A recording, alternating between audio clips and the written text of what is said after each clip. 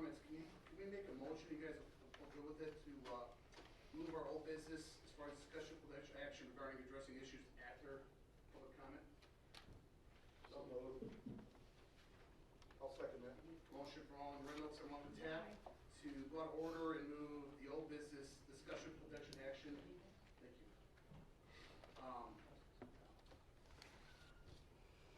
To after public comment.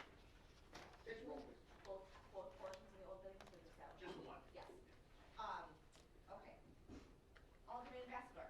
Aye. Thompson. Aye. Attack. Aye. Reynolds. Aye. LaBerry. Aye. Jepson. Aye. Herndon. Aye. Frank. Aye. I'd like to start first on public comment. Just remind everybody, everybody has 5 minutes to please go ahead and speak whatever thoughts or suggestions or questions you might have. Again, we're going to use that to be your time. And if you have any questions or anything after that, we'd like to have you follow up with us either at the meeting or through email or work. So again, let you know that. Please come to the front, give your name, and just so we have that for the record, and also folks who don't hear. I'm going to start off public comment tonight. I'd like Brent, obviously, public comment's not just for new business. It could be anything that's on this agenda, right? In fact, that's the only time we're going to really talk about anything on the agenda. So I would like to make sure everybody knows that anything on the agenda is the time to talk about that is now on open session. Okay? So I'd like, one big topic we talked about is the thing we just talked about moving forward is the softball issue that was brought up. The men's softball, women's softball, balls being hit to the little field. You know, like, if I could have Brent read off a couple correspondence that was given to, one was given to both the LaSalle softball girls league and the boys little league, and then the council as well. And I'm just going to recap that history after Brent talks. Okay, which one do you want first? Are you going to do it from the podium? I can do it from the podium. Yeah, that's what we have to do. Let me switch the camera for myself. The reason you come to the podium is so you can do it with the microphone. He has a microphone there. That's your rules. Brent, you can stay there. I'm asking him to make a comment. We're here so the microphone is for everybody to hear it. Okay, What the about your first text is from Linda Kasick. I talked to the head of men's softball and told him our concern for the upcoming season. He said they would push the starting time to May 29th. Usually they start a week earlier. They're going to put something on the top of each pole for the fencing. The bats are legal and right field will be concerned out. Also, we are in the process of getting bids and closing the dugouts at Hegler Field. So after that meeting back in January, I think it was January 3rd, Josh? 15. 15? Obviously, as a result of that meeting, these concerns were brought up. Linda reached out to men's softball. So she wanted to get that information back to Josh, and Josh is on both boards, right, Josh? Both, yes. Yeah. President baseball, vice president softball. Okay. So here's the follow-up after last meeting. Obviously, the softball league, it was brought up in the meeting. They didn't want more further response on it. If you would read that, please. Okay. So Clay Caputo, LaSalle men's softball league president, and I'm just gonna hit the highlights here. You all have the full response here, but from what we have been told, the complaint is that our league hits home runs into the Little League field, and there was worry about injury to a child. We absolutely agree with this concern. We have looked back and can only remember 2 times last year when a home run was hit into Little League field during one of our games. The first instance was in our first week, and the protective net was not up, which would have stopped that ball from entering their field. In a league of roughly 150 men, we only have 4 or 5 players that can hit the ball over that net and into the Little League diamond.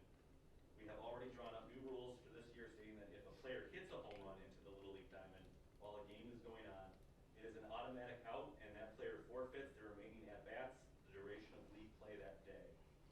Our league pays the city for use of the field, hosts tournaments where proceeds go back to the city, and almost half our league is made up of LaSalle citizens who pay taxes to the city.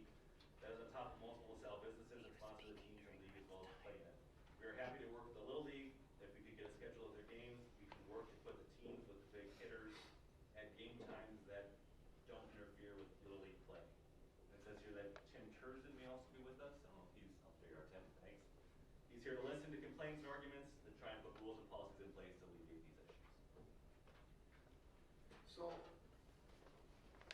just wanted to give it a little recap. So that's kind of where we're at, and I know, it was put back on the agenda today to have further discussion on it, and I think that's what we're all here for, in good faith. I guess I just wanna ask if any of the aldermen are comfortable doing it. Did anybody reach out to men's softball? No, I didn't even know who to talk to. Okay. I have a little, Well, let me finish, please. Okay, go ahead. So, again, obviously, they were brought into the loop a bit, and trying to figure out what's going on here. I think one of my question is, Alderman Bassler, if somebody comes to you with a stop sign or a speed limit sign, what's the process? Well, we put it on the agenda for streets and alleys. And then what else happens? And we have a meeting, we vote. We also inform the residents, right? So I'm just a little disappointed that, I don't think anybody from this group reached out to Whose the comment men's time softball is team. this? Your Honor, just to point out, they also didn't reach out to me. My number's on the internet. I would have been glad to talk to anybody from the softball league at any time. I'm just saying right now, we put that out usually to all residents who live by that request for a speed limit or stop signs or no parking signs, just so everybody's aware of it, right? And I think that's our part, as aldermen, as mayor, as city staff, to make sure we're being transparent as possible. One reason why we do our video now, live streaming, is it was something, it was the right thing to do. And I'll be the first one to admit, I wasn't in favor of it, but I'm very happy we're doing it. It's the right thing to do. We learn and we move, right? So again, there's a lot that goes into this when we do these things. So I don't know what more we can do, but I know that violates softball's been here as long as I've been here, and I had a relative who ran a bar, and they showed a picture from 1960s where they were playing there. Both groups played there. The park isn't just for 12-year-olds. Now you're going to see a video. We all got copied on it, and I don't know if anybody looked at that video. The first date is September 28th. It's a Thursday night. I reached out to Ken Lensky. He didn't call me, and I said, Ken, what days did they play fall ball last year? I said, Jeff, they played fall ball on Fridays and Sundays. Okay, because if you look at the video, assume everybody did, the first home run shows, you can see the lights are on at the Little League. So I thought, is there a game there? Well, there wasn't a game there, but I do know that some coaches had the opportunity to turn the lights on and maybe have a practice, or even practice one-on-one with their kids, and that could have been what's going on that day. But there was no set game that day. I checked with Ken. Brent's comment time is over. Excuse me, Mayor. I So- agree. So, Jeff, I'd like to address a concern here. well, I'm not done yet. Well, I would like to address this before you are done. No, my final thought is, please don't interrupt me. My It's final past thought is, Brent's comment time. I think, I'm gonna give you one warning, next time, you're gonna be gone. It's supposed to be Second warning, 3. then the second will be third. You know the rules. So my thought is, we obviously heard a lot of, so far, compromise on behalf of the softball team. And I still think there's an underlying thing that people aren't gonna be happy until this league is not allowed to play here. So I know now that I think when I played, there were 6 teams in each division, and you need to play every day, Monday, Tuesday, Wednesday, Thursday, Friday. Who do you remember those days? Yes. How many teams do we have now, Josh? You're talking in the league total? Just Lily, the people that play at Adam Bernardi. You would have either 5 or 7 plus people. Okay. T-ball is on Saturdays unless it's a situation where they do one night, they're using it for the adults to make it when it's, so that those that work. Thought process is, and I know last year, because I checked with Linda, her team does the yardage driving for the fields. They play 10 games of volunteer. Now, both fields have the same dimensions for the most part. Would volunteer need some work? It does need some work. There's no doubt about it. But I want to hear, I haven't heard any kind of compromise. Our job is to try to come up with a solution for everybody. And I would like to see, if we have 7 teams, is there a night, the men's softball only plays on Wednesdays and Thursdays. They're not going to start till almost, do you know the last game of your season, Josh? We don't have the schedules yet. They're talking 3rd week of June, Okay, and so then it'll be a going couple straight weeks into off All-Stars that. after that. But I think we should be able to figure something out as far as when we can make the park available to everybody, especially with less teams. And if we need to, if that's such a big concern, let's have the games, some games that volunteer, if that's the issue. But I think just coming to the table and maybe saying one way or another, I think that's just not our job. I think we should try to get together as a group and figure that out. But again, some thought processes is, you know, the home run thing, right? Later games, maybe off night games, you know, something, and I'll be honest with you, nobody wants to play Madison.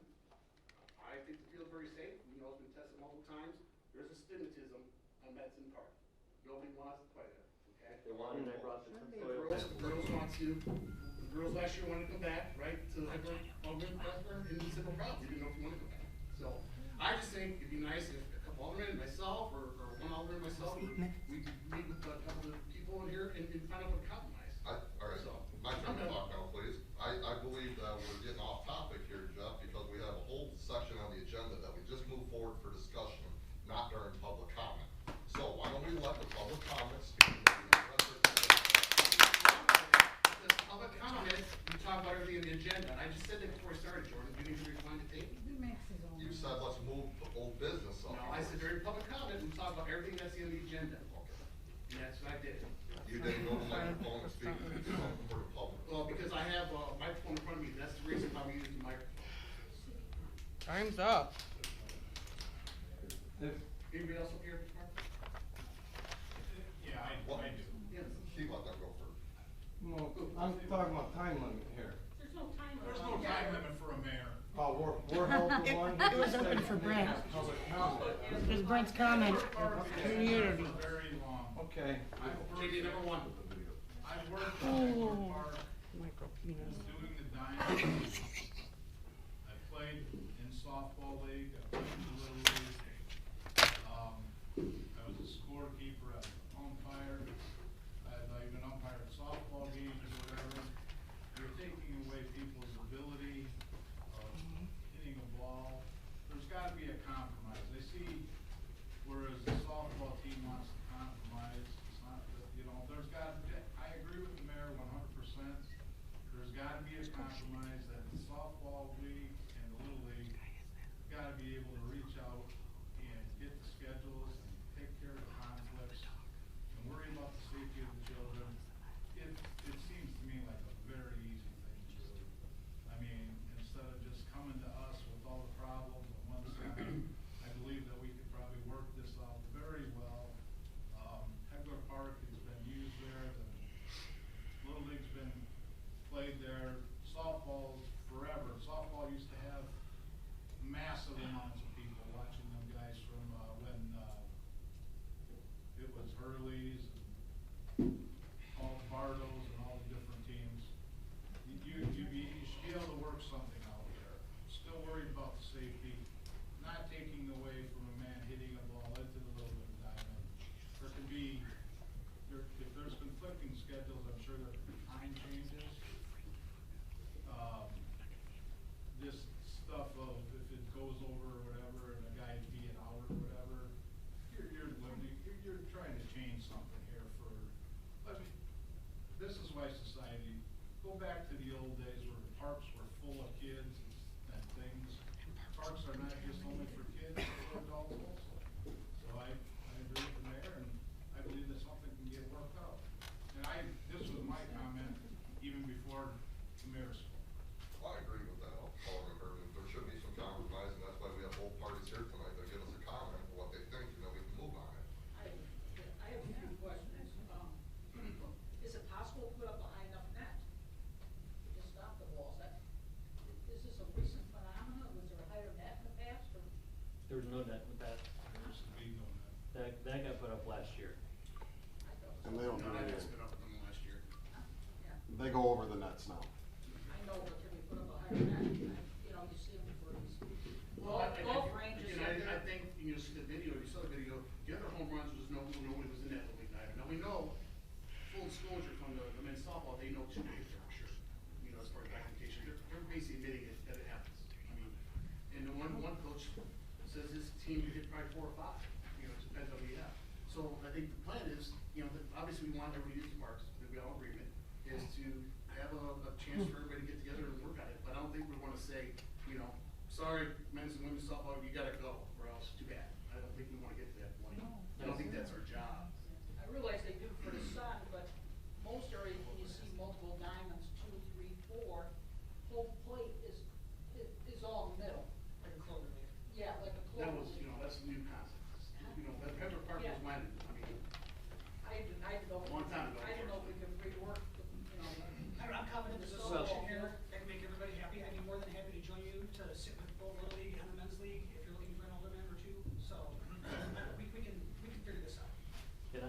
why don't we discuss that during old business when it's on the agenda? If you move it up, you know, that's what we voted on. Any other thoughts? Jeannie? Just so you guys know, Brent's gonna be keeping the thing, John's out of state right now. Spring break, family.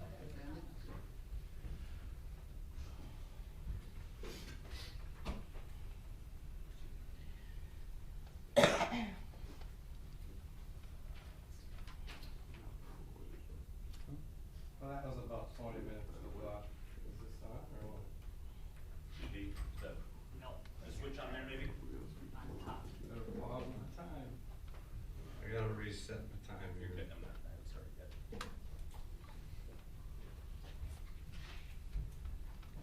That was a good, precious 20 minutes of my time wasted on a simple fix. I'm glad nobody wants to play at that M&H Park. And wouldn't neither, Mayor.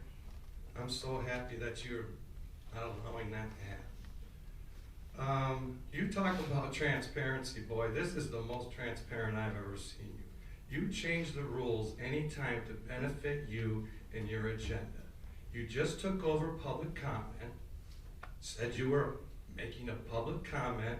You spoke for I don't know how long. We're capped 15 minutes per subject, 5 minutes per person. Rules must be different for you. And you act like he's the mayor, boo. He is the mayor. But when he starts acting like a mayor, maybe he'll get treated like a mayor. Now let's talk about our water that you guys want to lie to the people about. You were so transparent last week too, weren't you? Or the last meeting, when the guy was up here talking about how your water records are now online and you can go look at them. Well, guess when they came online? After your non-compliance violation you got here that says that your water quality for that period of 10/1/2023 through 2/29/2024, you can't even contest that it was goddamn good enough to put it to our lips. And you know this. You got people in the high rise, the people that need our assistance when there's an issue. When there's an issue that you guys seem to think baseball and softball is more important than a goddamn chemical plant blowing up. Violations, significant, 3.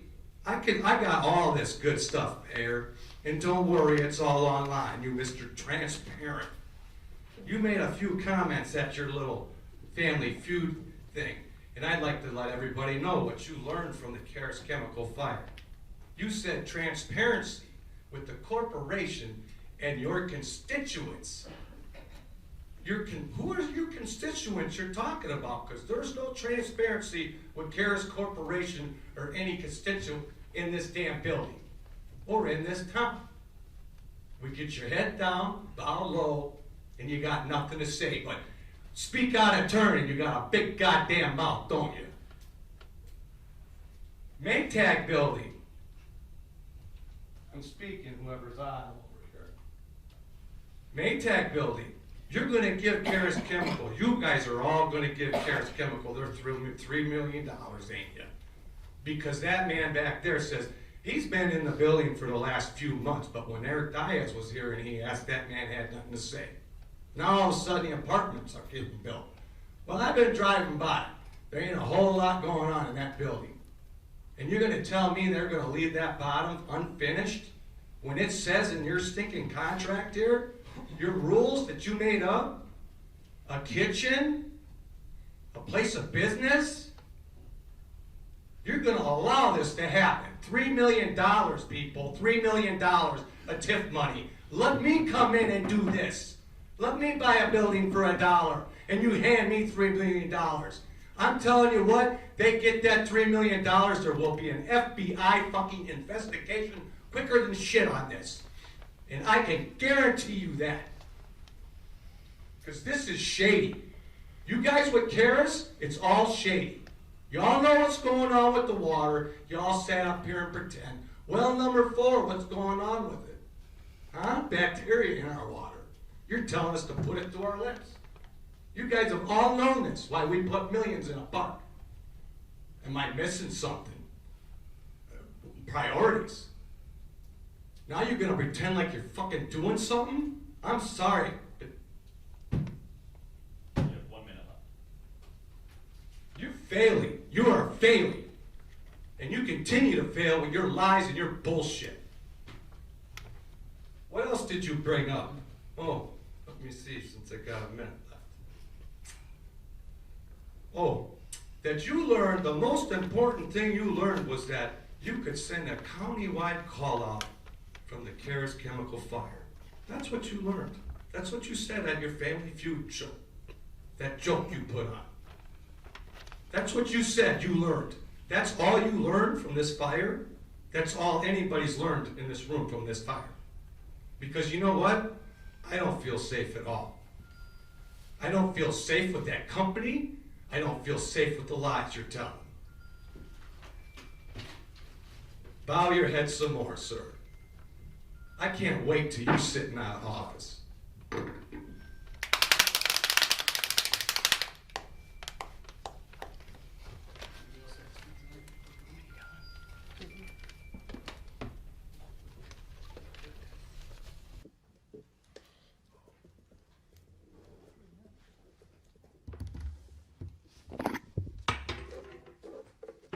You guys really need a new one.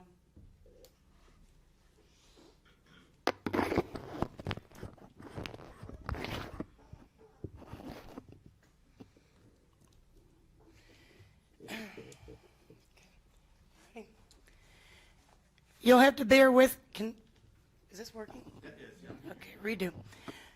You'll have to bear with me as I'm currently regaining my voice. Hello, I must refuse to identify, and you may notice I am not live streaming tonight.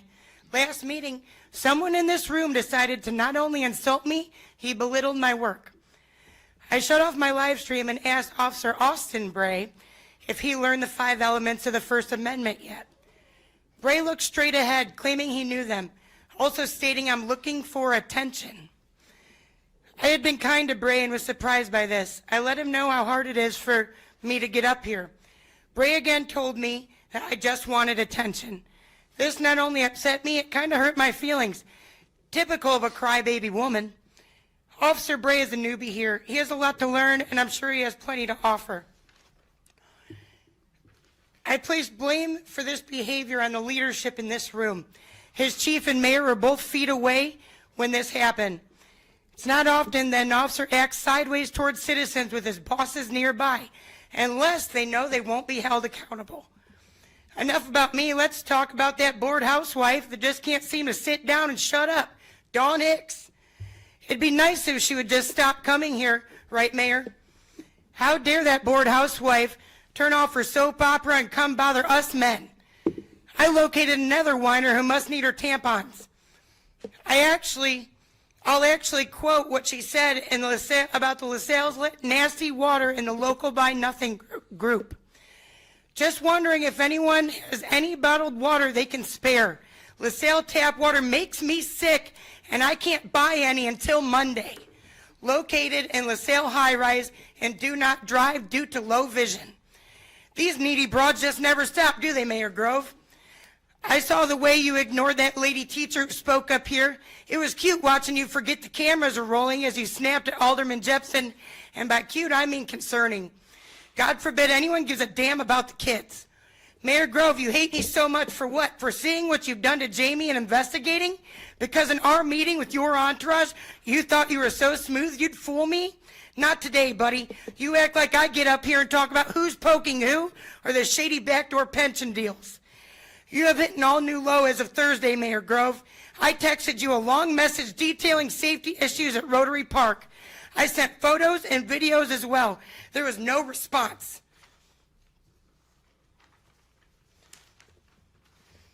The baby changers in both the ladies' room and the family bathroom are completely broken. It gets far worse than that. Rotary Park is supposed to have an all-abilities playground. My daughter has systemic juvenile idiopathic arthritis. During her flares, her mobility is attacked, among other things. Of course, we also have kids in the area who rely on wheelchairs daily. I explained to Mayor Grove there are dangerous drop-offs next to the wheelchair access areas of the playset. These drop-offs are surrounded by broken, jagged concrete blocks. The ones on the actual concrete wall are loose and can make children fall into the area between the wall and the wooden fence. Even large children can fall and get stuck between that wall and high fence. Remember, I just told you that this surrounds the wheelchair access areas. To make matters worse, between the asphalt path and the play structure, there is a 2-inch vertical obstacle as children attempt to get on the play set. Kids in wheelchairs are in danger of tipping the chairs as they attempt to enter. If tipped, these kids will fall several feet on either side onto these broken, jagged hunks of concrete or into the area between the wall and the fence. You heard me, right? This mayor, a so-called man, didn't care to even acknowledge receipt of these messages, knowing it directly impacts my own child. Mayor Grove doesn't give a damn about you, about helpless babies, or our children who rely on mobility devices. The day Mayor Grove is voted out will be the most powerful day for this city in 2 decades. Shame on you, Jeff. I want to know if you have contacted anyone to address these issues. I will use the remaining time waiting for the mayor's response about the safety of our children.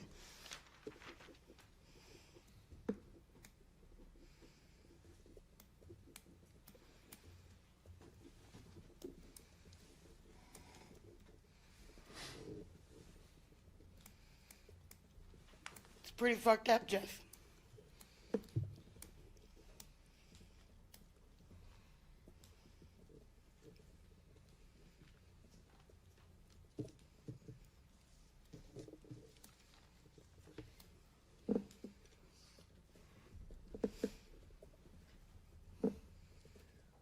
Your 5 minutes are up.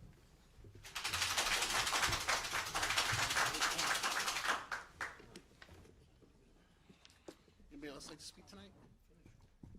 Public comment?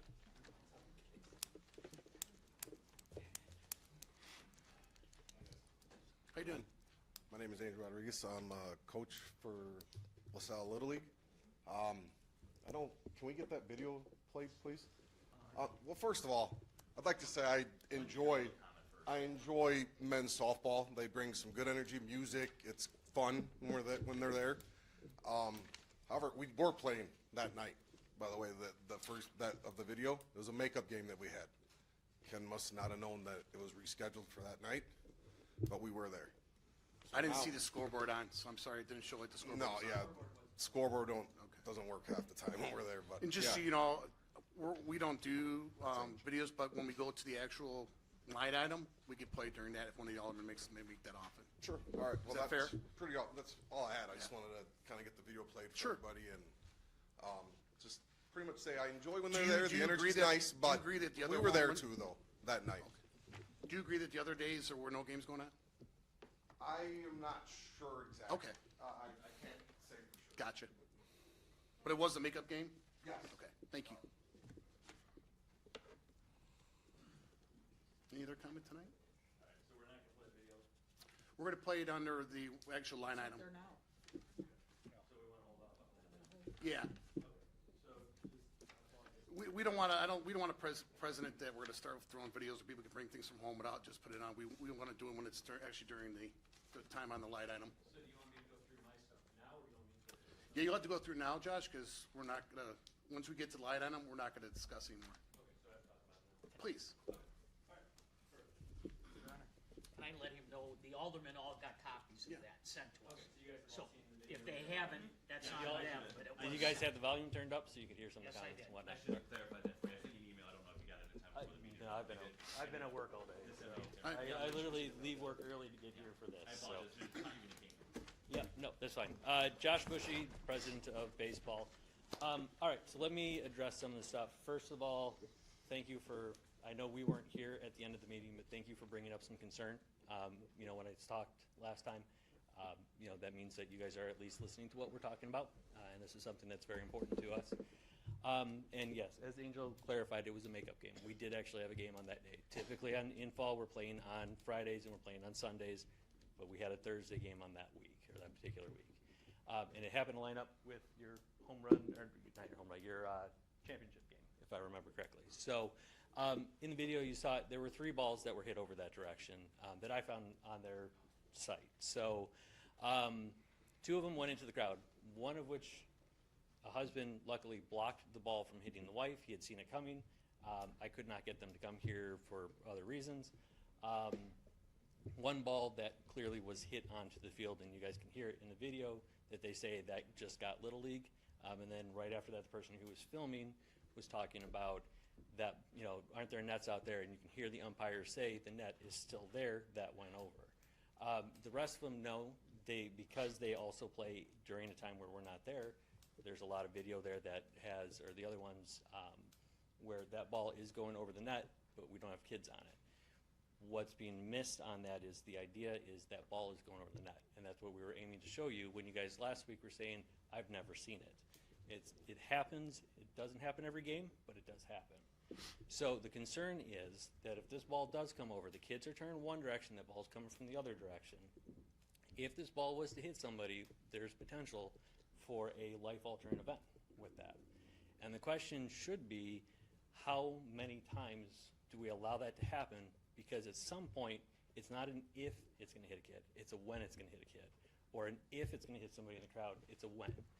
And to address the whole idea of moving over to volunteer is the same dimensions and everything else, but we use our concession stand for baseball to help supplement the cost of the umpires in the score booth.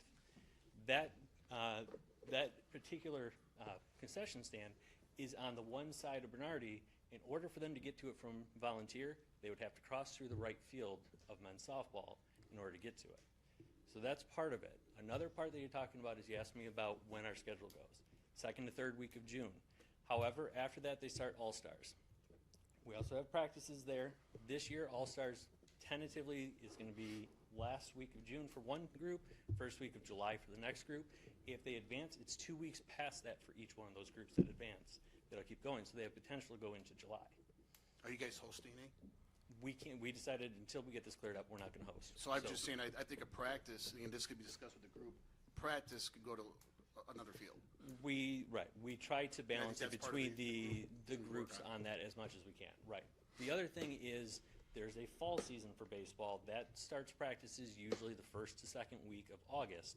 So with the men's league last year, they went into the beginning of August, and they had a second season that started August and September. So our games start in September, go through October. So there is a fair amount of overlap there. So yes, a lot of those videos you do not see any kids out there, either because there weren't any practices or games going on that night. It may have been from the thing. Those videos were all taken from their Facebook page. So, you know, I don't have recordings of everything that goes on. Those were just pretty easy to find.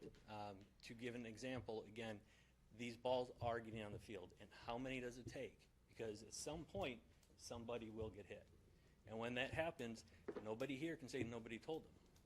You guys are all aware of it. Can I respond real quick? Sure. So how many balls did you see get hit in your career there? In my career, like when As coaching? as coaching, Or even playing everything together? well, when I played several pickup games for the men, and I want to be clear, I don't want the men to leave. I don't want the women to leave either. I just want them to be moved to a location that's safer for everybody involved. M&H, and if you guys want the paperwork for the soil tests, I have that for you tonight. It has been cleared. I actually requested it twice, so it's been cleared. And we've had teams on it since the incident. As far as the whole idea of all this, if we move them to a safer location, we don't have to worry about it. But when I played pickup games for them, I actually played on M&H for pickup softball. And that was years ago. They were gone for several years. They went to Ottawa, they went to Oglesby, they're back in LaSalle. So this last year is when I believe they came back to LaSalle. You have 30 seconds left, but I paused Yeah. when the mayor was talking, so Yeah. if you want to give. And I me just some wanted, time, you can so how many times have you seen the ball land in Little League? Several. Okay, Several. so we've been put on notice now. I guess my question is, I found out in January about it officially from you guys. Correct. And now you're saying, so the other ones didn't matter as much? And that's what, I think, it's great that's brought their attention, but it sounds like it probably should have brought So- their attention a long time ago if there's really a safety I issue. don't have any text messages on the response, but it had been brought up before then by myself and actually by I Tricia. I would who's love not to here. see those, because I will say So that I don't have any text messages the on it. It was rotary, brought up in the conversation. rotary thing that was brought to me was hit to me immediately, and those can then be, hopefully be addressed right away. So The rotary as soon as, thing. the thing that was brought up earlier about the issues with the playground, but if we don't know about them officially, there's an issue, We didn't make sure we know But about when it. we had a meeting now in we're January, gonna which was deal with it. January 15th, we had a meeting and they were brought up at that point to address Correct, it and you saw the for moving responses. forward. So we're looking to try to Okay. improve the whole We all agree situation. that the balls can be hitting there. Right. I mean, the league is Right, it themselves. and for your information also, M&H, that right field, we're talking about the short porch, that's 230. We measured it this week. Actually had Ken Lenski, who's the one that measured it. It's 230. For the men's softball on Hegler, it's 240 all the way around. So we're only talking 10 feet. We're at 5 minutes. I paused and talked. Yeah, and I just want to, one thing too, I think people like the park because it's centralized. There's a concession stand there, which can hopefully maybe benefit you guys too. But again, again, people don't feel comfortable playing. They don't feel comfortable playing. But M&H, they have all of that opportunity. So they would gain fencing all the way around. They'd gain a deeper left and center field. They would gain a. And I could say the same that you'd gain if you just played your game as a volunteer. But it sounds like maybe the concession stand is more We don't important gain than that though. It's safety. the same as Bernardi, but then we don't have the concession stands that support. But I the think that's what a committee working together could come up with some solutions. We all agree there's an Right, issue. but I'm offering a solution. Continue, we Yeah. should have a motion for. I make the motion, we continue discussion during public comment. Second. So what we're saying is, or what I'm offering here is M&H, which this year, We need a roll call vote. okay, sorry. Motion from Alderman Crane, second by Alderman Thompson. Okay, Alderman Thompson, Aye. Patak. Aye. Reynolds. Aye. LaBerry. Jepson. Aye. Herndon. Aye. Crane. Aye. Bassador. Okay, so I'm good to keep going? All right, so if they were to move to M&H, again, I have the soil samples if that's the concern. There's only a 10-foot difference, but the wall is about 10 foot taller over there. Plus, one of the things that was discussed in the January meeting was to get a new net for behind there. You have poles you installed last year that will extend a net up behind it to help protect any balls that are going over to try to keep them from going across the street. So if you took that net and if you extended those poles a little higher and you took the net that they already have or that they put in this past year over at Bernardi to protect the balls in right field from going on to Bernardi, you could put those two up. You'd have about a 50-foot tall wall, 40-foot, somewhere in there. I don't know the exact measurements of the nets. But you would have an opportunity to stop that type of stuff. Going to M&H, they get dugouts. They get a scoreboard that's working. They get a score booth where they could store stuff. They have a batting cage behind it, which we're putting a net up sometime soon for that. And then again, as far as the total right field, it's a 10-foot difference, but they got a taller wall. So and they, on top of all that, they also get, if they want a concession stand, there's a concession stand there, but there's also private parking there where they don't have to share with tennis, and they don't have to share with the volleyball, and they don't have to share with the Little League. So they would have their own parking that's dedicated to just that area. So there's a whole bunch of advantages to moving them out there. And I don't want them to leave, and I want that to be clear. We're not asking for them to leave town. We're just asking them to be moved to a location where kids aren't potentially on the receiving end of what these balls are doing. Because again, it only takes one to alter somebody's life, and if that happens, nobody can say they didn't know about it, because it's been brought to the attention of everybody. So does anybody else have any questions on that? Because I'm trying to compromise by giving them a field that is, To tell them to leave Hegler Park. what's that? That's not a compromise. The You're making compromise is giving leave. them a better You don't ballpark. even go to a volunteer field, which is And then we 100 lose feet our away. concession to pay for our umpires. So is that more important than safety? I mean, it's just as easy for But them we're already to putting display games that. on volunteer too. So I'm So just you're saying, asking us to you're- cancel some of our games? These and- people are choosing to want to play there, and they've been playing there for years. And just so you have a correction of your last meeting, they never got kicked out of LaSalle. So I didn't please say don't they got kicked out of You LaSalle. did. We could I read the said no. notes. I said that got they kicked out of left LaSalle. LaSalle, They got and it was kicked out of Ottawa and LaSalle. Oglesby are the two that I had heard they got kicked out of. So, But I think, Josh, we kind of talked about with the number of teams now, and with this group wanting to talk about it, we could figure out a schedule where no kids are going to be in danger. All right. And I know this is like your smile there makes it sounds like that can't happen, but well, I don't understand. So give me a good reason that we need to move everything else when we have a better option. it's a better option for you. It's a better option for them. It gives them everything that they don't have currently. But that's, I can't make their decision. I can tell you how to feel. You can't tell me how to feel. Each group has their own thing. I asked you as a representative of girls softball, would you guys move to M&H? And you said, no, we want to stay at Hegler. I didn't say that. Yeah, the group did. No. That Tuesday night. No. No, You they asked mentioned about that, and you asked about practices, and I said, yes, we got girls that are going to be practicing on Hegler, but they would be willing to practice on either or, depending on which one is open. Well, just so you know, So that's- I have they could- practices already scheduled on Hegler for the girls for softball. Right, but I'm just saying M&H could be a field for the girls as well.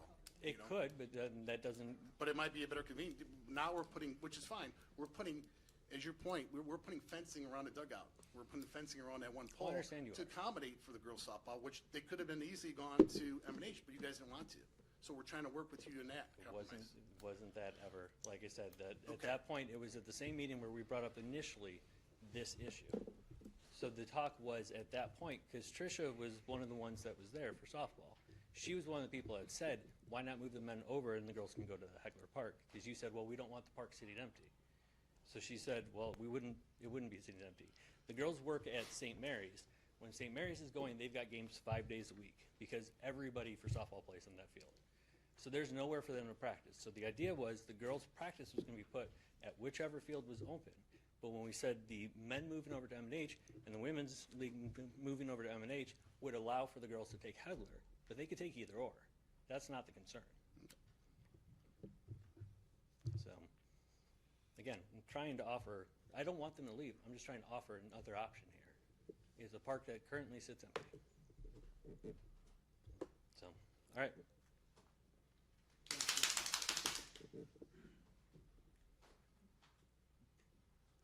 Anybody else want to talk tonight? Public comment? All right, we're going to move. Okay, thank you. Jamie, that's number 2. What? I'll just get my shit and leave, because you're a fucking hack anyway. How about that? Can you name your name for the Yeah, record, hello. please? My name's Clay Caputo. I am here on behalf of LaSalle's Men's Softball League. Follow your own rules, fellas. I'm so proud of you. I wasn't That's 3. Wasn't Thank you thinking- for leaving. More honor. Fuck you. I didn't think I was going to be able to make it here tonight because I coach Little League as well, and I had a practice scheduled. So due to weather conditions, I wanted to make it here since we canceled practice. I wanted to start off by saying we hear the concerns of the Little League. The safety of Little League players and the softball players is very important to us. We don't want to see anyone get hurt. The league had the safety concerns brought to our attention. That's why we wanted to implement the new rule. If a game was going on and a ball went over the net, the player would be out and they'd forfeit the rest of their bats, because softball is a hitter's game. It's underhand. People come and they want to hit, and the last thing someone wants to do is show up to a game and not be able to hit. So it kind of puts it a little more in the players' hands, where they know if they do this, the ramification is you're not batting the rest of the night. So there's no benefit to it, and it's not a home run. I heard the idea of a higher net. I honestly think that would be a great solution. How high? Maybe double another net the same height of the one. I would find it very, very difficult for someone to hit it that high. Would it be possible? Maybe. I would say I doubt it, though. To address the concern or the suggestion of using M&H, M&H was the softball league was moved to M&H from Hegler when Hegler was getting worked on. I want to say around 2018, 2019.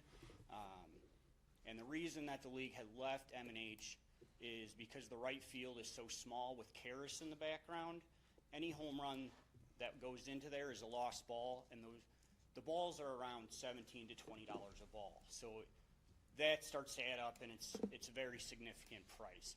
I mean, I would say, the league, softball league, we'd be willing to go to M&H if, the city was wanting to compensate balls, but I don't see that being a solution. Could be something we talk about. I just want to go back, if you don't mind. That's great that if it's first home run and, that person can't bat the rest of the game, but it just might take that one where somebody gets hit. So I think that's why we really need to figure out a schedule where, things aren't going together. I think we all kind of agree to that. I'm sorry. I've been listening to both sides, trying not to comment, Your Honor, because I have a question. The set rules in a batter's box when you play softball. There you have to stay in it. there is no batter's box. So you can step out 8 feet from the front of that home plate. You just cannot step in front of the plate.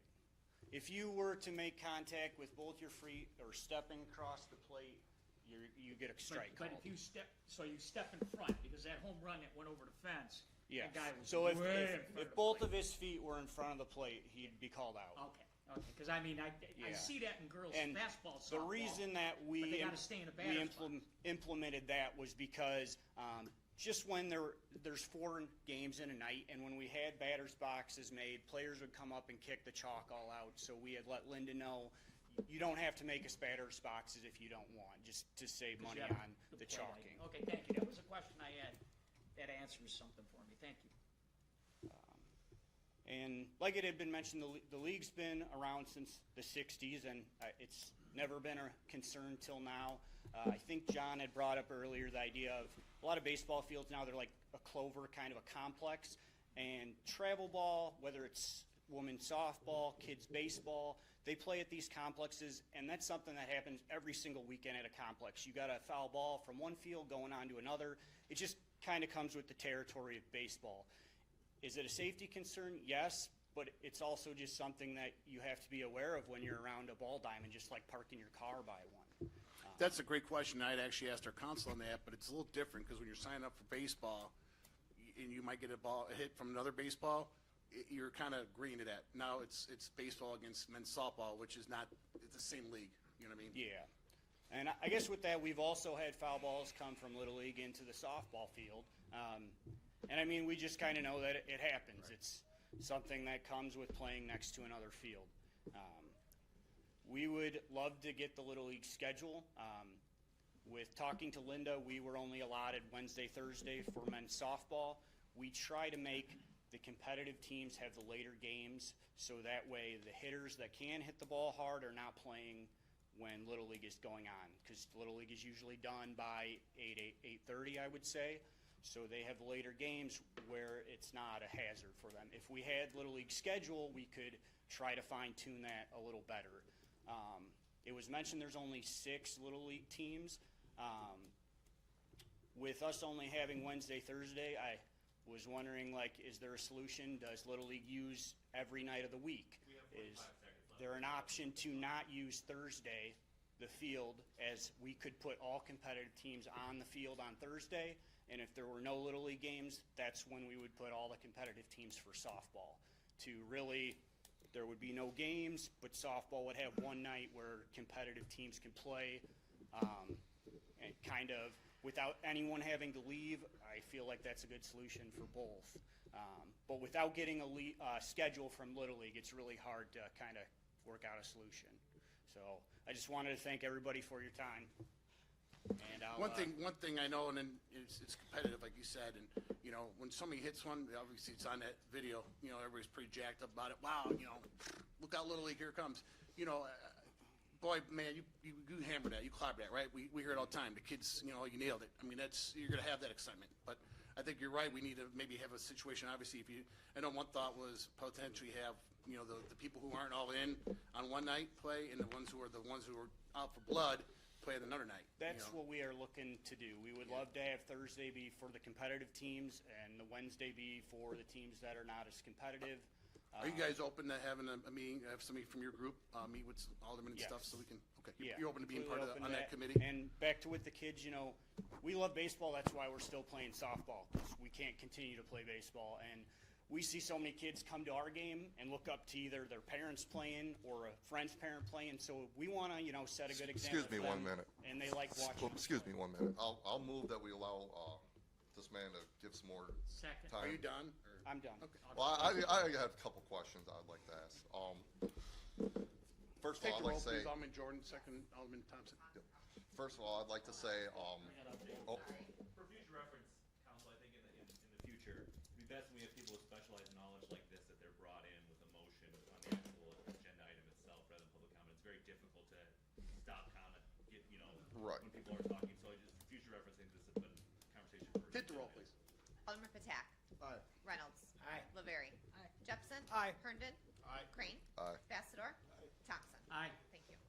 so first I'd like to start off by apologizing to men's softball, especially my buddy over there, Tim Turgeon, for not reaching out. Tim, if I knew to call you, I would have. I was unaware of even who to call. I had spoke with Little League. I asked them who to call, and they couldn't give me somebody either. So that's my fault there. I do agree with the mayor on that we should have followed up on that.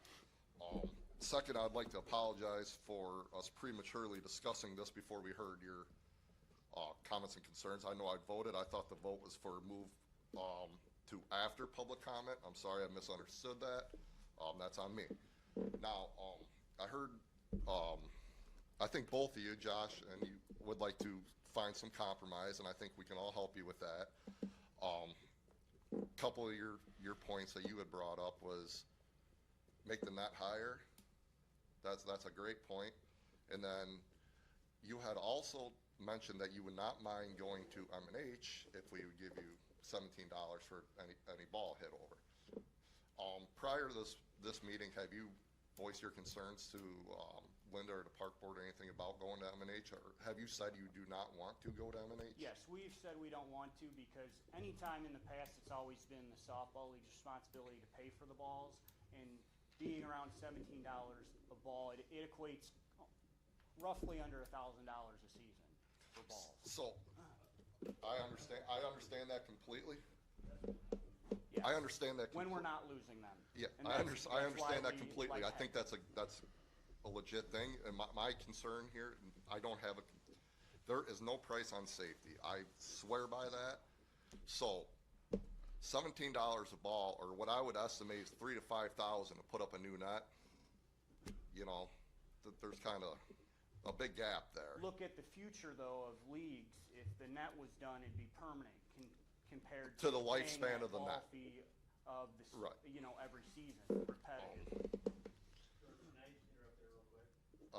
Hold on. So what, if you want maybe the net put back up at M&H, you think that would help? No, the net, we had stopped by when the net was initially put up at M&H. Being the fence is only 220 right there in the corner, we were having the balls go without the net when the league was prior there. They'd be going over the road, over the Cares fence, and So hitting the tree. between the fence and Karras' property, what's that, another 40 feet? Probably, if you were to GPS the So- fence, it'd be about 250, 260. So 250, and it's 240 to the fence at Adam Bernardi from the plate, right? Yeah, and then it juts out a little deeper. When the dugout ends on the third baseline, it gets about 250, 260, and just keeps So it's extending about the same distance. And on you're- the corner. So you're hitting them over the right field fence, and you're hitting them at M&H, and then you're hitting them into Adam Bernardi. It's about the same distance, correct? The corner at Hegler, the distance starts to exceed quicker than at M&H. Okay. So that 220 is roughly only maybe 10 feet, and then it really backs up to 250. M&H is more gradual, where that 220 is like almost the whole 100-foot section. Do you feel it'd be beneficial for you to be at M&H though? I mean, I you guess have the whole park to yourself, concession stand? I guess the main concern when the league was also there prior was being that the fence was significantly shorter there. If you were someone playing left field, you got to take in the difference of left field from Hegler to M&H. Left field in M&H is around 310 feet. At Hegler, with the fence, it's around 280, 285.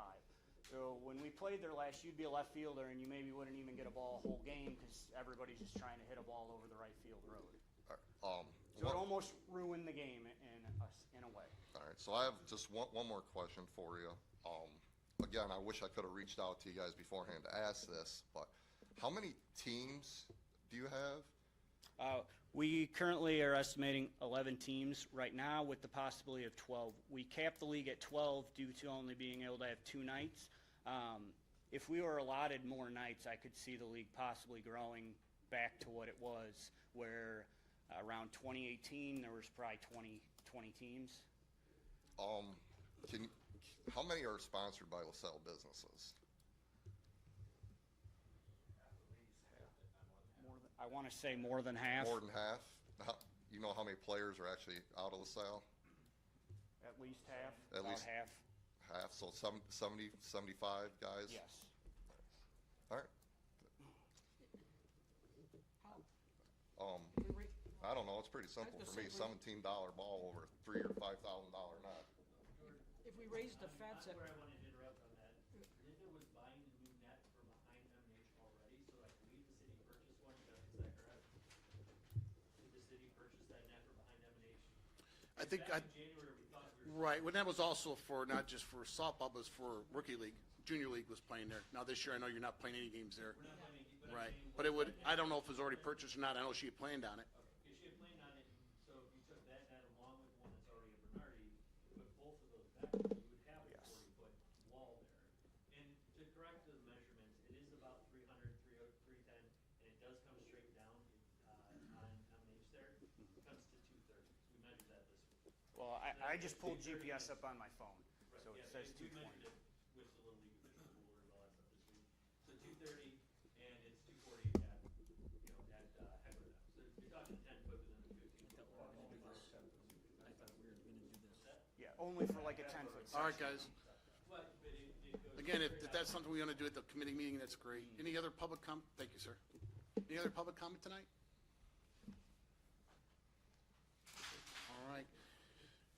Let's go to our main agenda item that we moved up, then old business. Discussion potential action regarding addressing issues raised regarding men's and women's softball league at Hagler Park and related matters.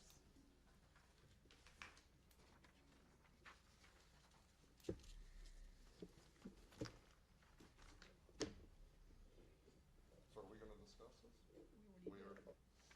They're gonna have committee meeting, right, and figure it out? We gotta make a motion one or another, send it to committee or make a motion that you want to have, And make who's a gonna be motion, who's a gonna be move on who's somebody not volunteering playing. to be on the it's, committee? you know. Mayor, and are you gonna do? Yeah, I'm more than happy to sit in on a committee meeting. Anyone else? Is that a motion? I'll second that. We've got a motion from Jefferson, some on Patak to set up a committee to meet with a couple of members of the city council, as well as a member from boys baseball and the men's and women's adult league. Take the roll, please. Okay, Alderman Reynolds. Aye. LaVerry. Aye. Jefferson. Aye. Herndon. Aye. Crane. Aye. Bassador. Aye. Thompson. Aye. Patak. Aye. As always, folks, you guys are willing to stick around. If you guys have other things going on tonight, enjoy the night. So thanks, appreciate the conversation and the participation. Proclamation. Proclaiming Thursday, April 4th, 2024 as Junior Achievement Day in the City of LaSalle. Your Honor, I move we proclaim Thursday, April 4th, 2024 as Junior Achievement Day in the City of LaSalle. Second. Motion from Alderman Jefferson, second from Alderman LaVerry. All in favor? Aye. Against? Motion carried. Approval of minutes. Your Honor, I make a motion that we approve the minutes of the regular city council meeting held March 18th, 2024, placed on file. Each alderman is a copy. Second. Motion from Alderman Reynolds, second from Thompson. All in favor? Aye. Against? Motion carried. Discussion potential action on the following petitions. Request for 2024 raffle license from Lighted Way and related matters. Your Honor, I move that we grant the request for the Lighted Way for the 2024 raffle license and related matters. Second. Motion from Alderman Herndon, second from Alderman Reynolds. All in favor? Aye. Against? Motion carried. Request for 2024 raffle license from Stage 212 and related matters. Your Honor, I move we grant the request for a 2024 raffle license for Stage 212. Second. Motion from Alderman Jefferson, second from Alderman Crane. All in favor? Aye. Against? Motion carried. Request for LaSalle Softball League to hold tag day Officer collection. Burke, you should have please. To hold a tag day collection on Friday, April 19th and Saturday, April 20th at the intersection of 11th and Buckland Streets and 24th and Charter Streets and related matters. Your Honor, request we approve that request from LaSalle Softball League for their tag day collection for Friday, April 19th and Saturday, April 20th. Second. Motion by Thompson, second by Reynolds to approve the tag request, obviously to follow the guidelines set at 11th and Buckland. All in favor? Aye. Against? Motion carried. Request from Thomas Aguilera on behalf of Rodeo Tacos Inc. for a mobile food vendor permit and related matters. Mr. Aguilar has filed and is aware of what we're asking. I think I have the proper paperwork. He has the proper paperwork, he is going into the event that was previously approved by the council at the 2-year commission. This is for the Friday night music. Which is specifically at the Page Street location. He previously got this license last year. Good. Same cost. Your Honor, I'll move that we grant the request from Thomas Aguilera on behalf of Rodeo Tacos for a mobile food vendor permit and related matters. Second. Motion by Alderman Herndon, second by Thompson. Take the roll, please. Yes. Alderman LaVerry. Aye. Jefferson. Aye. Herndon. Aye. Crane. Aye. Bassador. Thompson. Aye. Patak. Aye. Reynolds. Aye. Reports to city officers. Communications. Bids. No appointments or resignations tonight. Standing committees. Discussion potential action regarding the recommendations of Economic Development Committee and the Finance Committee regarding hiring Global Site Location Industries, GSLI, for economic development consulting services and related matters. Your Honor, it was a recommendation of the Economic Development Committee and also the Finance Committee to go ahead and accept the bid from Global Site Location Industries for the amount of $26,500 for a one-year contract. Subject to entering into a contract, subject to now complete clause. Thank you. Provision include contract to include, not be limited to a cover not compete. Acceptable, would have to be acceptable. He and council. Thank you. Also, are they going to give us like a report every month or what they're doing, or every 3 months or something, so we know, you know, they're just taking our cash and running? I'm going to call every month. Every month, and they'll tell us what they got for us. And you can contact them at any time. In the past, remember we did, retail strategies? That's for that, that's for a larger amount. I think, gentlemen, we all understand that, you know, we heard it from people that a lot of times there's a certain amount of demographics they're looking for. They want to be by other retail locations and restaurants, but whatever the council is on, I'm supporting. I second Tom Tex. Motion, Bauman, Finance Director, Chairman, Tom Tax, second Bauman, Thompson. Take the roll, please. Alderman Jepson. Aye. Herndon. Aye. Crane. Aye. Bessidor. Oh, no, we got shafted in the past, Nate. Thompson. Aye. Attack. Aye. Reynolds. Aye. Woodbury. Discussion of potential action regarding the recommendations of the Economic Development Committee and the Finance Committee regarding selection of fiber service provider and related matters. Your Honor, it was tabled at the committee meeting. We feel there's a lot more information out there. We'd like to give more weeks, or so give an opportunity for Surf and Tennessee to come back with a better plan for us. So my motion is to table this. Second. Alderman, you guys have specific questions for Mike Kirk? Okay. Good deal. Motion, Bauman, Tax, second Bauman, Thompson, to table this. Take the roll, please. Yes. Alderman Herndon. Aye. Crane. Aye. Bessidor. Aye. Thompson. Aye. Attack. Aye. Reynolds. Aye. Woodbury. Aye. Jepson. Aye. Alderman, can I ask one question? I think they're going to distribute the whole city, not just like. That's what Okay. the concern is. Okay. Yeah. Thank you, guys. I was just curious about that. Area, because- what we're gonna do there. Gotcha. And there was some misunderstanding. I contacted them today that they were aware of our city boundaries. And I was also concerned about, they said it would start in every town, but they would measure how successful that was. What's that measurement? What's the? Okay, cool. Sounds like we're on the same page. Yes. Sorry. No, it's okay. Discussion of potential action regarding the recommendation of the Finance Committee regarding potential donation to LaSalle boys baseball and related matters. Yeah, the committee voted to donate $250 to LaSalle baseball and related matters. Second. Motion, Bauman, Tax, Bauman, Laveri, take the roll, please. Alderman Crane. Aye. Bessidor. Thompson. Aye. Attack. Aye. Reynolds. Aye. Woodbury. Aye. Jepson. Aye. Herndon. Discussion of potential action regarding the recommendation of the Streets, Alleys, and Traffic Committee regarding adding a slow children playing sign or removable speed bump on 7th Street between Peru and Charter Streets and related matters. Your Honor, at the recommendation of Street Alley Traffic Committee to install a slow children playing sign on 7th Street, with one sign going on the northwest corner of Charters and 7th, and on the southeast corner of 7th and Peru. And those will be facing eastbound and westbound, is that right? Yeah. Okay. Eastbound and westbound. Second. Motion, Bauman, Ambassador, Chairman, second Bauman, Laveri, take the roll, please. Alderman Bessidor. Aye. Thompson. Aye. Attack. Yeah. Reynolds. Aye. Woodbury. Aye. Jepson. Aye. Herndon. Aye. Crane. Aye. Special committees. Old business. Discussion of potential authorization to remove 16-inch piping, old valves, and old filter flow mirror at the water treatment plant related matters. Do we have a bid for this work, or are we just discussing getting it done? What's the per?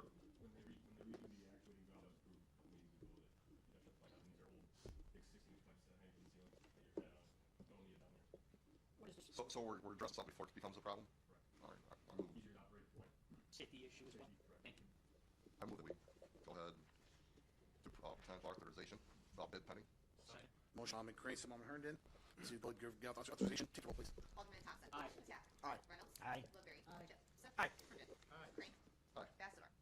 Alderman, any other old business? I got a couple things here. I don't have a date, but I know, it was sometime last year I brought up, or it might even been the year before, signage at Rotary for the, species of fish and the daily limits and all that good stuff. Walking at McFedrin Park in Oldsby, they have one posted. Walking at Baker's Lake, they have one posted as well. I just feel we need that, for awareness to keep, residents from, going over the daily limit and destroying our ecosystem in our lake. I spoke with Brian a little bit about this, and he said it is in the works. It was brought up to, another alderman's attention here that people are just going out there and taking advantage of us and, destroying the lake. Yep, yep, went out 34 Is that fish. something that IDNR will do? Since they- Yeah, as part of the fish management program, what they do is they'll go in, they've already shocked 2 of our lakes, and they'll or the big lake and one of our ponds, they'll shock the other ones, determine what needs to happen to sustain fish, and put a creel limit on that, how big they need to be. In addition to that, what that happens then is, because it is a special, not a statewide limit, it would be special for Rotary Park. It gets into the IDNR booklet, so it kind of opens up the opportunity of fishing to many people, not just local residents. They're going to see that as a fishing Do opportunity. they determine how many would be a limit? Or Yes, what's the- they manage everything as far as size, and it is a fluctuating, because depending on what gets taken out or what needs to be put in, they can adjust the limits and put it in their booklet every year of any adjustments, and then we may have to make a sign here and there. But usually they hold pretty close to where it is. But they will come and manage the lakes often. If you have a fishing license, you're supposed to know what it is, right? It's published. I can give Yeah, you- but it's not a state one. See, it's not your state normal. Like Baker Lake has their creel limits and size limits and how many you can take out, and it's different than what the state allows you. But because they are managed, Baker Lake is managed by the IDNR. They set the limits, the sizes, and the number of fish you can take out. So they will do that here also. So it doesn't necessarily mean you go up to Walmart and get a fishing license. You know what the limits are. If you have to look in the booklet to know what the limits are for each of our ponds and the lake, where if we had signage up, it would be known. I That changes every year then for us? I doubt it. Okay. I mean, they're gonna manage it, to try to keep the sizes and everything, within that window. So what I'm saying, Brian, is if you get a fishing license, you're responsible for learning the limits of whatever you're fishing. Yes. Because like if you're in a river, they can't have signs everywhere. Yes, you should know what it is, because when you get your fishing license, I mean, it used to be you get a book. Now it's all online, so I don't know if people will know to look at it. So, I think it would be it's very beneficial to have a sign. I don't fish, but I think it just kind of be cool as a pedestrian to see what's in there and get some knowledge. I do have a question. It says that the owners involved in Prairie Lake. I know most of the time that the signage, we work on like an honor system, right? I'm gonna go there, I'm gonna go fishing for 2-3 hours, and I'm gonna follow the rules. Would DNR potentially police Prairie Lake? If they I think that would. I mean, conservation police can go out there at any time. They can go anywhere at any okay. time. That's what I'm asking. It's like if they were so inclined, they were like, hey, we heard some stuff about Prairie Lake, and people are going out taking advantage of the situation. Maybe they decided to go down there Tuesday. But right now, they would be working on the state limits, not on our own specific. So yes, they could go down there. We do have local conservation police that can go down there and check on it. I walk it about every day, and I've seen guys go down there. I haven't seen a lot taken out of that big lake. Most of the big fish are down deep and not along the shores, but it is spawning time, so we need to manage that lake. And I think proper management, along with proper management, means you want fish to be harvested. They have to come out of the lake as part of. You have to take them out to grow the other fish. So it has to be done properly, and that's what the size limits and the creel limits will give us. Perfect. Great. This is huge for me. To be honest with you, the biggest part of Prairie Lake and Rotary Park for me is the conservation program that we're trying to do here. I'm a huge outdoorsman, and I love to see our kids and community utilize what we have out there for that. So anything we can help with the DNR and get going, I'm all for support. And with that, it would be nice to get other groups involved too, Audubon or anything you can think of to help out there. All right. I just have one more topic on the new business, if you all don't mind. April 18th, 2023. I do have the date on this one. I had reached out to Brian Brown and I believe the mayor and asked about some tree planting and some braid work with some dirt spread and some grass seed spread to kind of grass off the trail around Prairie Lake a little bit. I think I had made a motion maybe at the meeting prior to that. I can't think back, and I did not check the minutes yet, but maybe do like 36th Street or something. Anyway, we're going on a year yet, and I've heard nothing about that. And Is there grant opportunities for stuff like this? We could look into a grant for trees. Take action on it? we never took action on it. No, we just talked about it. It was in the budget for this year. Yeah. And it just got away from me. We have actually Todd Volker, who's a tree guy. We're with them next April 10th. So they're out going to do some trees for this group. So maybe something to look at. Again, it depends on how mature you want, because obviously the more mature ones cost more. But I mean, if we have already any money, maybe we could just use part of that grant they're offering. Do we have a good way to water them when they're young? Well, I could pull back. I believe I still have the wording. Brian could put that in the bid that contractor has responsibility water for the first 30 days or for 60 days, whatever. We could even put that with the flower waters. Yeah, or that exactly. So if it's more guaranteed, if we have them do it, maybe I don't know, if you have the contractor do it, then it's their help if it dies. Right. So what I'm getting at is, this was a year ago I kind of brought this up, and with it being spring now, April 1st, I would like to see something new by May 1st so they can mature in the springtime and over summer, get to a good maturity before winter time. So this, it's not something I want to do in November. So kind of want to. Well, I did look into it right after you had brought it up, and I talked to Wilson and maybe Rosblock, and the timing wasn't right for whatever tree species or something out there. And I was supposed to follow up with him in like August, September, and it got away from me. So I can do a follow-up and find out. Start doing some labor and have the agenda next meeting to. I just say we Brian can put together a project, maybe get it out to bid, and then we just group bid. I'm just saying, again, to make your time on. Yeah. Trees, right? Yeah, it's sooner better. Sooner's better. There's really not time on We it. spread, we put nominated trees out that road that's along where the third pole is along. Can you do that, Brian? What's that? Do you go up on that? Reach out to Yeah, I'll do what I can to try to put something together. I did reach out a couple times last year after Jordan had brought it up. No. It was timing of the species to be planted. The native species was more of a fall planting, and I completely forgot about it. Didn't have it on my to-do list. Your Honor, I just have one thing. Can you get whoever's responsible for this with the state control responsible? This is definitely not good. So I don't know who left it like that, the contractor, it's our responsibility to clean it up. It needs to be done immediately. Absolutely. Number two. Well, I know there's been, I spoke about it at the economic development, audio reporting. Hacking finally got it fixed last day. We'll have them back in here. That's whatever we can find. We'll have Amy hardware related. Definitely, our e-waste drop-off event is on Saturday from 8 to noon. You can register at recycling.as.me or call 815-630-08. Have a now, maybe can't even out being close. Thank you. Thanks for organizing that. Any other news? Discussion of action on the following additional ordinance and resolution.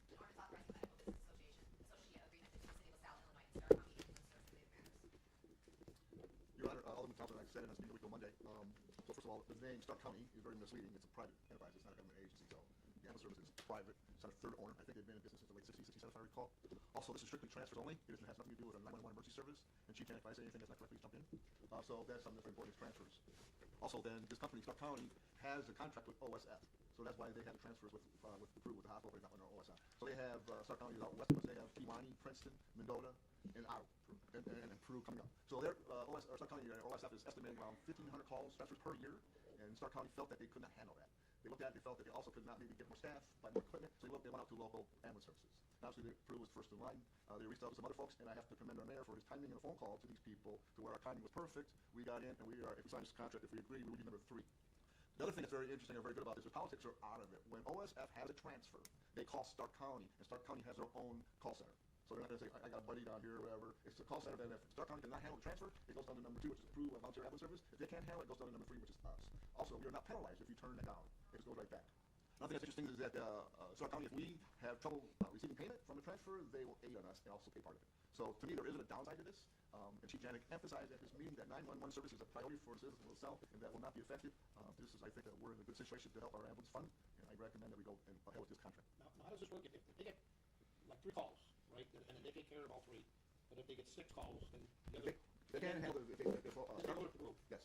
And then if Peru can't handle it, we get it. Correct. All right, so now they handle the first week, Peru got the second week. Now when 3 more come up, do they go back to Stark or do we get them? Yeah, I think it will always go back to Stark, but they will analyze it if they can handle it. So we're not going to, we won't get many. I don't know about that. We're not gonna get any through OSF if we don't go with Stark. That's the issue. Yeah. We're not gonna get any. I think it will be. And they're also going to consider whether you can handle it, time and availability. So in other words, if Peru can only be there in an hour and the guy needs to get, or woman needs to get where they're going, and we can be there in half an hour, we might move up on the list. They're going to consider best interest of the patient as well. And city would be, from a legal standpoint, helping out with your entire community and certain ambulance needs for the entire area, as well as potentially getting some revenue from the city standpoint. I appreciate Alderman Patak, Alderman Thompson, Jim, and I think it was John Duncan we really need to meet quickly, and they need to have some of you guys flexibility in that. What's the council? Trying to get me out of the safety, my daughter now. That's number 3. Please see yourself in the meeting. Happily, Jeff. Fucking birthday. We have a motion from Alderman Patak. Second. Second, Alderman Thompson. Please take roll. Okay, Alderman Each Patak. alderman has a copy of the ordinance and agreement. Okay, Alderman Patak. Alderman Reynolds. Aye. LeBary. Jepson. Aye. Herndon. Crane. Bessemer. Thompson. Aye. Any other new business? I'm sorry, we're closing the session tonight. Gentlemen, approval of bills. Total submitted $434,560.18. I move that we accept, pay, place on file, as each and every one has a copy. Also breaking right now, Governor Ron DeSantis has suspended Orlando City Commissioner Regina Hill just days after she was indicted.